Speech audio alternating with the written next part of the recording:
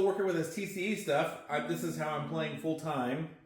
And I think the key for me is to really feel that tongue and top lip kind of coming together.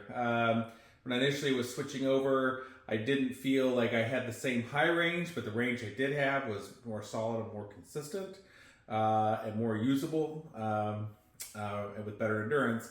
But now I feel like that high range is coming back, and it's coming back louder and stronger and longer.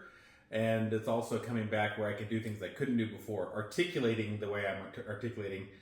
I used to not be able to do that with the old way I played. But with the Superchops TCE, it's coming together.